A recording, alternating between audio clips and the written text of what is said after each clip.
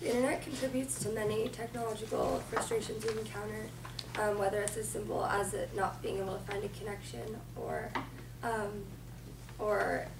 being hacked and resulting in a crashed hard drive. However, I think that we take its broader impact for granted, and I think that the internet is a huge positive contribution to society and can help us advance and thrive.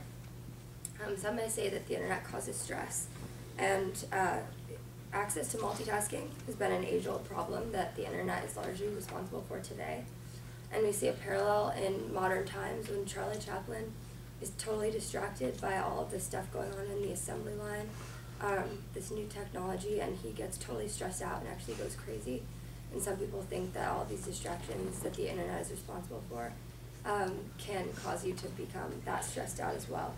And the internet can also create, some people think that it can create altered relationships and impair your ability to interact with other people.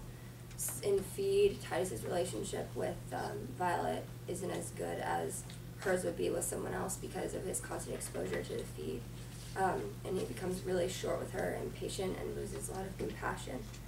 However, I think the internet is a freeing device that opens us up to resources that actually could potentially improve our mental well-being as opposed to lessening it. In an article called Healing Games, the author writes about how now there are video games and games on the internet that promote peace as opposed to war and violence.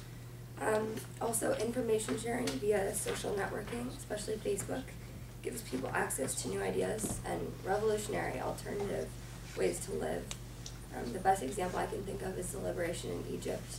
I mean, Mubarak may not have stepped down if it wasn't for access to Facebook that the youth had in Egypt. And also, the internet creates the opportunity for freedom of discussion. And I think that it's more powerful than these corporations with business interests, like Fox News and newspapers that may be biased. I think the internet is more powerful than that because there's such broad communication.